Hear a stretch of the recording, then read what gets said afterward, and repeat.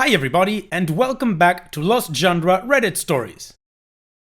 This post is from the subreddit Relationships, and it's by user The Lord Voldemort. I, 22 female, need advice about my 25 female sister and her reaction to my recent engagement.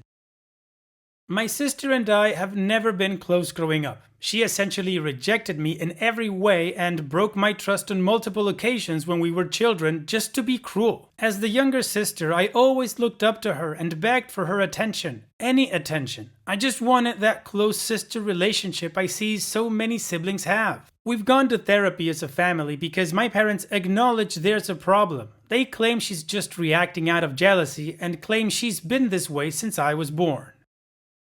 She refused to talk when it was one-on-one, me and her, together in a therapy session, as I sat pleading with her to tell me why she hated me so much. When she went one-on-one with the therapist, according to my parents, she told the woman that she resented me because she thought my mother loved me more, and she thought I was the one who caused all the problems in our relationship. She thought me trying to gain her attention as a child was pathetic and emotional, her words, and she didn't want anything to do with me. After she moved out for college, things got better between us, honestly, because she wasn't around. She would even call me sobbing after a breakup, but still, I was cautious about telling her anything about my life. Recently, she moved back into the area near our parents and started dating someone who makes her happy. She started being happier and treating everyone better. We don't have a close relationship now, but the static isn't really there anymore when we're in the same room. It's nice, but I guess the chip on her shoulder is still there. So here's my problem. I recently got engaged to a wonderful man I've been dating for the past 6 years. He proposed in the most romantic way possible, and it was probably the happiest point in my life. I called my parents on the car ride home after it happened, and they advised me to call my sister. I called her, telling her the news, and I got gritted teeth. "Oh, that's great." And as I told her how it happened, she responded, "That's really nice," and said she had to go. I called my parents a few days later and asked them what the deal was. My mom told me, "Oh, she was just surprised." However, my mom then proceeded to tell me she told her she doesn't care just as long as she's the first one down the aisle since she's the oldest. I laughed, but I realized my mother was serious. She really meant that. Keeping in mind, she's only been with her current boyfriend for a year, and his own words are that he doesn't even want to think about marriage anytime soon. I know with our history, I should just let this roll off my back, but it really stung. On one of the happiest days of my life thus far, she couldn't even shed an ounce of real happiness for her own sister. I can't even imagine how she'll act on my wedding day, or if she'll even show up. I thought things were getting better, but I guess not. I just need help getting through this and processing this. How am I supposed to react to this? How am I supposed to respond or talk to someone who has a self-absorbed personality and a chip on their shoulder? I just felt like we were getting past all the jealousy and pettiness. Now I feel lost again. Sorry this is so long. Wow, OP, your sister totally sucks. She's not a sister, she's just related to you by blood, I'd say. Unfortunately, of course, you still long for this sort of relationship, so you're gonna keep giving her chances until you realize that she's not worth giving any more chances. So here's what I would do if I were you. I'd straight up confront her. Tell her that you know because you talked to your mom how she feels about you getting married and your engagement and all of that, and that you really don't have time for her crap anymore. So she's got a choice to make. She can either shut up throughout the whole process and just be glad she's invited to the wedding at all and then not do anything or she will get kicked out by security, or she can choose to be herself and mess everything up. You know, throw tantrums and pity parties, the whole entitled shebang, and then let's see how that plays with her now boyfriend when he sees her entitled behavior and runs for the hills. And then of course, you follow through, and if she does go to your wedding and makes a scene, you kick her out, and that's it. Here's the thing, if she does make a scene at your wedding, it's only gonna look bad for her. So now you just need to enjoy this process for you and your future husband, and that's it. And what do you guys think about this or what OP should do? Let me know in the comment section, and now let's move on to the community comments to see what they said. Tatted Up Girl says, "I've been dealing with the same thing with my older sister myself for my entire life. I know how much it sucks. I've had to cut her 100% out of my life. My sister hated me from day one, and she never hid it. When she found out I was getting married, the first thing she said was she was not coming to my wedding even if I did invite her, so I didn't. All my life I had wanted that sister bond, but I went through pure hell because of her. At 25, I just couldn't deal with the horrible things she would do to me, and I cut her out completely. My life improved overnight. Sometimes when it is family, you have to just tell yourself that you tried and it's not your fault and just move on. I know it can seem like you are giving up, but you have a right to be happy in your life. Your sister is who she is, and it's all on her. Arne Rimmer says, "This reminds me of my aunts. Aunt J has always been insanely jealous of Aunt S, to a point that it not only alienated her from her sister, but from the rest of the family as well, and it carried over into the rest of Aunt J's life. She can't keep a stable job or relationship for any period of time and still hasn't changed her attitude, even though she is now pushing 60. The best thing we ever did as a family was cut contact with Aunt J. It took a weight off all of us." What you need to accept is that some people are born jealous and resent others. Nothing you ever did caused it or could have fixed it. Your sister isn't going to ever be the sister you want her to be because she doesn't think she has a problem. The best thing you can do is have the absolute bare minimum contact with her and ask that your parents not share the hateful things she says with you. Your parents know her history and should understand. Forget about your awful selfish sister and enjoy this exciting phase in your life. Owl Song says, "Full disclosure, I may be projecting my situation here, but I would look into personality disorders and see if you think it makes any sense to you. I can understand this interest if you guys are just really different. You don't have to be BFFs. But she should generally care about what's going on in your life. Like, I'm not BFFs with my parents and don't share everything with them, but I still care about them and how they're doing. She just seems to reject you at every turn, and her reasoning for it is bizarre. Also, the getting married before her thing is a little insane. I bet she'll be announcing her engagement next, with a wedding date a month away, or a breakup if her boyfriend actually has a brain and gets the F out." And Opie responds, "My mother and I actually talked about this yesterday, and she suggested to my sister that she go see a therapist because she needs help. My parents believe she has some sort of personality disorder, and my sister half agrees. She knows there's something wrong, but blames her birth control hormones. But it seems like she's just not wanting to admit there may be more to it. I mean, she was like this since we were little, way before birth control was in the picture. I'm predicting the same thing with her getting engaged soon. She's very controlling with her new boyfriend, and when my mother showed her a picture of my ring and my fiance and I after getting engaged, post Meltdown, she said it was pretty, then immediately started telling my mother about the ring she wants and describing it to her and telling my mom that her boyfriend is just waiting until he's saved up all the money he needs to buy it. It's a $4,000 ring. I haven't told her how much mine cost, but it seems she's trying to already outdo me." Alright, well, I think we got some pretty solid advice from the community, and OP was listening. Also, she gave us a little bit more context in one of her responses. So now, let's move on to the update to see how this story ends. I just wanted to say thank you to everyone for your reassuring messages and kindness. It really helped me a bunch. I sat down today with my mother and talked to her about this since it has been eating away at me since it happened, and we really got through some of the issues. We got to talking about how I felt like I was somehow obligated to hold off my wedding planning because it would upset her, and she stated that everything upsets her. A hangnail on a Tuesday upsets her. I told her I didn't want there to be a big meltdown for her, and I didn't want her to be miserable because she's my sister, but I didn't want to hold off my happiness until she decides to get married, especially since she's not even engaged yet, and my mother agreed. We basically got to the point where my mother finally told me that I wouldn't really need to worry about the meltdown because it already happened. She called my father screaming at him through the phone as if he somehow controlled the proposal or even knew about it, which he didn't, and was upset because she thought she was the last to know, and it should be her walking down the aisle first and not me. And apparently my father, who is a very cool, calm and collected guy, let her scream it out and then told her, "Well, everything's not always about you."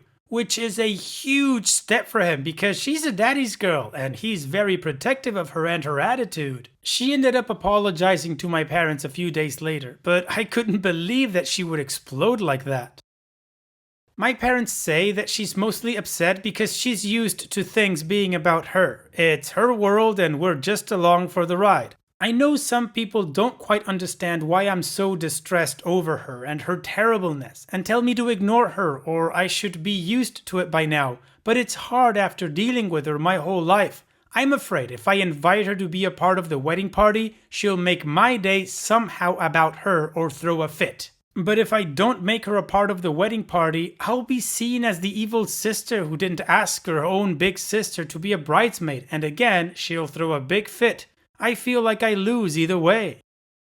And I know some will say, so what to that? But it affects my parents that our relationship isn't there and they don't want to deal with the BS either. But they always somehow get put in the middle of it because of her actions. But still, I've decided to start planning the wedding because it makes me happy. And since I can't make everyone happy, although I try my hardest, I'm sure as hell going to start trying to make myself happy. Extended update from OP's comments. I have to say that my parents have often told me that they forget I'm the younger child because they have to deal with her issues so much, or even ask me where they went wrong with her and I tell them the truth. They helicoptered her too much. They tried to save her from all of her problems instead of letting her solve them herself. They even had a nickname for her, Bossy Bessie. Her name isn't anything close to Bessie, by the way, just a nickname. When we were kids, because of the way she ordered me around and treated me. When we were kids and she singled me out or picking on me and we got to yelling. They allowed it, but I think only so they could try to avoid the drama. They always had this "we're not the referee" mentality when she and I were growing up and would tell us to handle it on our own. So they are guilty of letting the bullying get to this point and allowing her to remain on her high horse. But now that it's finally my time and things aren't centered on her life or drama, they need to parent up and continue to tell her so. But I will give them props for at least being able to recognize that she needs help and needs to talk to someone. I think all the support on here has given me the courage to not ask her to be a part of the wedding party or to include her in any of it. Dress shopping, bridesmaid stuff, wedding planning, etc. Because although I know she most likely wouldn't do anything on my wedding day, she might make the process itself miserable for me. She did something similar when I went prom dress shopping, making rude remarks about how I was showing too much skin or, "Is that fit really flattering on you?" Even though it fit me fine, and I don't want to go through that again. I'm not down to handle her snakiness or fake kindness during this process. I'm just going to focus on the happiness of my fiancé and me and plan an awesome wedding without her help. If she wants to be unhappy about something like me getting married first and being happy, then okay, whatever. It's my time to be happy, damn it, and I'm not gonna let how she, or any of the distant family members who kiss her butt because they aren't around her long enough to know her, influence my big day and my wedding to an amazing man. Thank you all again for all your kind words and advice. It really was helpful and made me happy to feel like I have support and acceptance from someone, even if I don't know you all personally. Smiley face. Well, OP, good for you for finally not giving a damn about how your sister feels regarding your happiness or, whatever. And also, yeah, props to your parents, although they could do a little bit more at this point. In any case, I'm going to count this as a happy update because you are going to finally enjoy this process. So good for you and thank you for sharing. Take care, OP, and all the best. And now, let's move on to the next post. This post is from the subreddit Malicious Compliance and it's by user Knobjangler. Fine, I don't care. Just come and get all your crap. Okay, works for me. A little background. So I work for a company that sells and services points of sales equipment. It has those newfangled cash registers. We also usually install updated network equipment, run wiring, and set up new wireless that has separate networks for both the business and guests if need be. When we go to install this equipment and get the customers set up, we had various documents for them to fill out and sign that range from the fact that they did receive the equipment in working order to whether they wanted a guest network set up and what they wanted it to be called. One of the important areas that we have the customer initial before signing the bottom of the form is that if for any reason they decide to cancel their contract with us, we would remove all of our equipment and they would be responsible for either having someone else there to hook it back up how they wanted it, or they would pay us an extra fee to configure everything how they needed it to work without our equipment. So on to the customer of the story. We had just demoed and sold a system to a local health food cafe, and I was tasked with getting all of the equipment installed and set up. They did us a favor and didn't open till noon on the day we installed. So when I arrived, I discussed all of the things in the document for them to sign and told them if they would like to review it before signing they could, and I would start unloading all the equipment and answer any questions they had. Like most customers, they skimmed it and then signed. So I installed the registers and credit card readers, got the internet provider to allow our router to take over, installed the wireless system, ran cables for the kitchen printers, and the whole 9 yards. I even was nice enough to run an extra cable for their manager's computer, like 15 feet away, and reset all of their Nest cameras to work with the new network. A pain in the butt, as they had about 10 and you had to scan each of the cameras with an app and then change each of them to the new network, about 1.5 hours just to get that figured out. So needless to say, I did a little extra for no cost as a courtesy. Longer story shorter, they had the system for about 1.5 months before one little thing wouldn't work how they wanted. We never said it would, and they got mad and said we just needed to come get their stuff and that the only time we could come get their stuff was either before 6 a.m. or after 7 p.m. when they close. We agreed, but advised them we would have to charge them for an after-hours service call because those were well outside our service times. This went back and forth for about a month until they got their next payment for the equipment auto-deducted from their account, because they refused to let us come during normal business hours. At that point, the calls started to get more and more heated until the fabled line in the title happened and they said I could come the next morning and their manager would be there. So the next morning I arrived at about 8:30 a.m. after their morning rush and found that their manager wasn't even there yet, and so I advised the employee what I was there to do and how that would affect them, and if they would like to call the manager first to confirm I could wait. I'm not a total monster. They called and confirmed what I was there to do, so I started unplugging our stuff. The router, gone. Wireless network, gone. No more network means no more accessing cameras. Phones are voice over internet protocol, so they stopped working. Their old point of sales they reinstalled was all on wireless. Whoops, no more wireless. It took all of 5 minutes to get our stuff out and I plugged everything back in how it was before. I was lucky enough not to have any customers come in after I left.